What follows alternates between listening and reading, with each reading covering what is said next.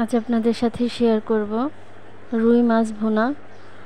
আলহামদুলিল্লাহ খুবই মজাদার একটি রেসিপি।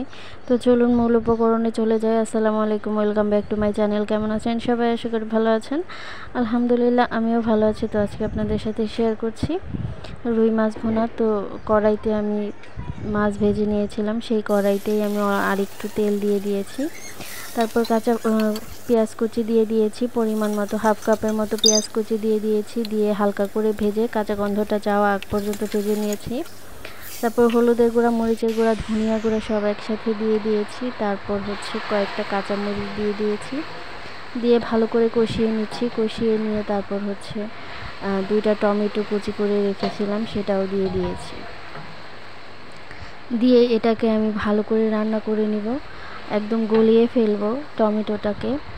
টমেটো যত গলে যাবে ততটাই ভালো লাগবে আলহামদুলিল্লাহ। তো দেখতেই পাচ্ছেন টমেটোটা প্রায় গলে গিয়েছে এখন। তো এই পর্যায়ে আমি পরিমাণ মতো পানি দিয়ে দিব, ঝোলের পানিটা দিয়ে দিব।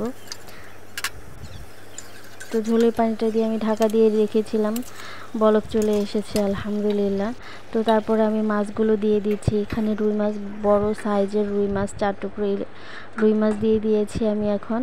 তারপর ঢাকা দিয়ে এখন আমি রান্না করে নেব। জাস্ট ওয়াও হয়েছে, অনেক অসাধারণ একটি রেসিপি।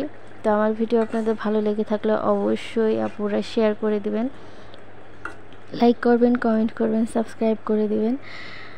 তো দেখতে পাচ্ছেন কতটা সুন্দর, কতটা কালারফুল হয়েছে। আলহামদুলিল্লাহ খুবই ভালো হয়েছে। তো দেখতেই পাচ্ছেন এখন আর একটু ঝোলটা টানিয়ে নিব আমি। তো একটু ঝোল টাইপেরই রাখবো ভুনাটা, একটু যাতে গ্রেভিটা একটু বেশি থাকে, সেই জন্য আমি একটু ঘন, যেহেতু টমেটোটা গলে গিয়েছে সেহেতু গ্রেভিটা অনেক ঘন হয়ে গিয়েছে আলহামদুলিল্লাহ। তো এই পর্যায়ে আমি নামিয়ে নিব, দেখতে পেরেছেন। এই পর্যায়ে আমি নামিয়ে নিব। তো এখন ধনেপাতা নেই, থাকলে আর একটু বেশি ভালো হতো। ধনেপাতাটা দিলে আরও একটু ফ্লেভারটা আরও বেশি বের হইতো। তো খুবই ভালো হয়েছে। তো এই পর্যায়ে আমি ঢেলে নিচ্ছি। সবাই ভালো থাকবেন, সুস্থ থাকবেন। পরবর্তী ভিডিও দেখার আমন্ত্রণ জানিয়ে আজকের মতো এখানেই বিদায় নিচ্ছি। সবাই ভালো থাকবেন, সুস্থ থাকবেন। আসসালামু আলাইকুম।